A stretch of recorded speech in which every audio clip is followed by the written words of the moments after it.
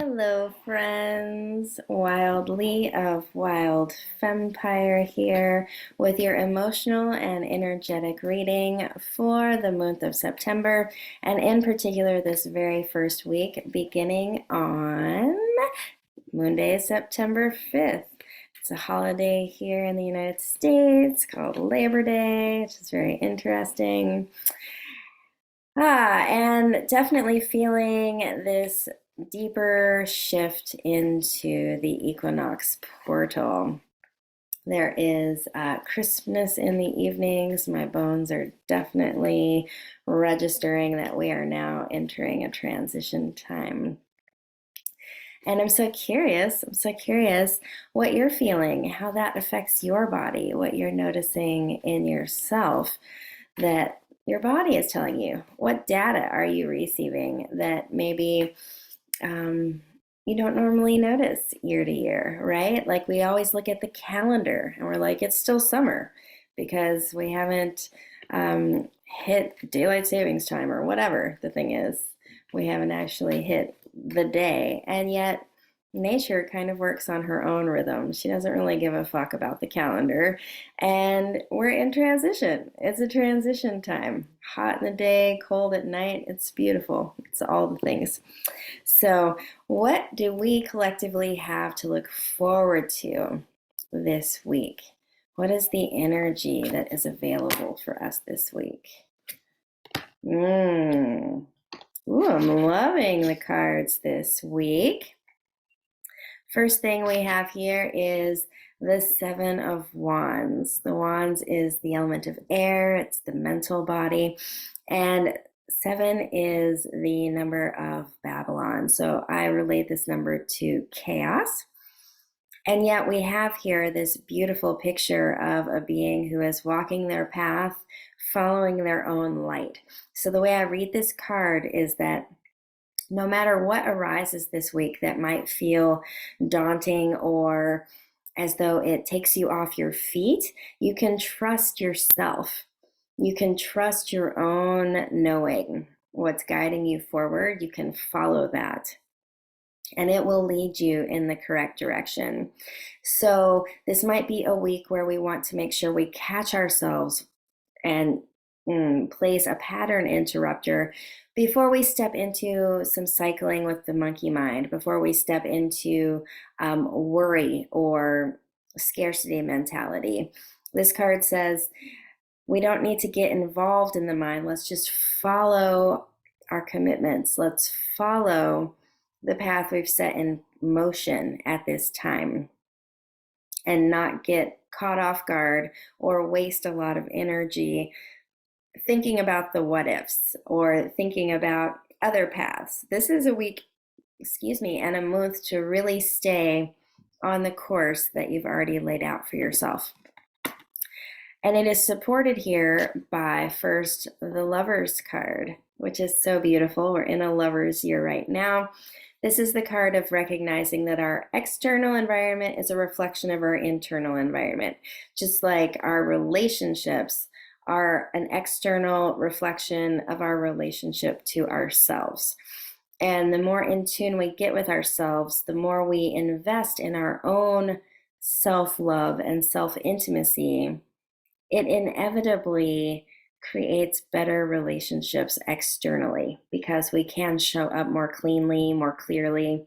We can share our truth more easily, and we actually become intimate beings where we let other people see us and know what we're going through, both the highs and the lows. And we kind of step out of that realm of small talk and step into the realm of connection, which is exactly where I personally like to live. So this week is a really beautiful and expansive opportunity for us to follow our own path. And if any sort of crunchiness occurs, to remember that we are simply building intimacy. You know, having a disagreement or having disharmony isn't necessarily a bad thing. It allows us to get to know what our actual truth and values are by expressing them to another. And then we get to know each other more deeply. Like, we're all not meant to believe the exact same stuff, and we're not meant to behave in the exact same ways. We're here to learn how to love one another. And sometimes that includes compromise and tolerance. And the Lover's card is a beautiful way, a beautiful archetype, rather, to teach us how to see one another through the lens of love instead of judgment. Right? Like, when we're first falling in love with someone, we kind of love their idiosyncrasies. We like the things that make them quirky because it's interesting, it's fascinating, it's curious. And later on, those things may tend to annoy us because they're so different from us. And that's where we step into tolerance and compassion and compromise. So this week, we're really working with remembering, oh, what I'm seeing outside of myself is a reflection of what's happening inside of myself. Okay. And always coming back home, because that is where true change actually occurs, right? And then finally, we are met here with the Page of Pentacles. So along with all of this work in expressing our truth, following our paths, and learning to love one another, we are offered the opportunity to remember that this might be a new skill.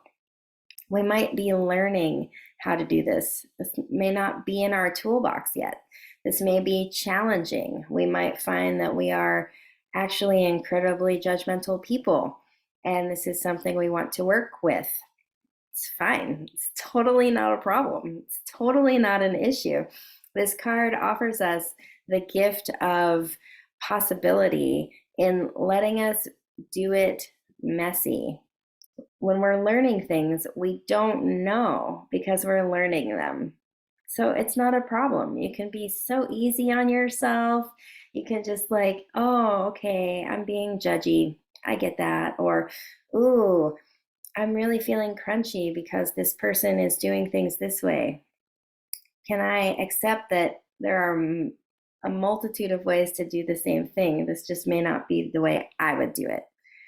We're just learning how to talk to ourselves in a more grounded and sweet way as we give more spaciousness to our fellow humans, and we learn how to walk our own path and just follow our own guidance and offer love and just trust that things are going to eventually find that cohesiveness. Because if we commit to continuing to show up, things do eventually find a rhythm. We just have to move through the uncomfortable parts first. So that feels like the transmission for this week, my friends. I hope that it serves you well. I hope that you have everything that you need. I will be at Moon Mountain Highway this Friday from 11 to 3, giving juicy little mini readings of 15 minutes for only $20. And I still have maybe 6 readings available for that day. So if you would like to come have a little taste of my medicine, come visit a beautiful magic shop and just get out of your routine and do something different for yourself, I invite you to come visit me 11 to 3 on Friday. Until next Moonday, take good care, and I'll tune in with you again soon. Bye for now.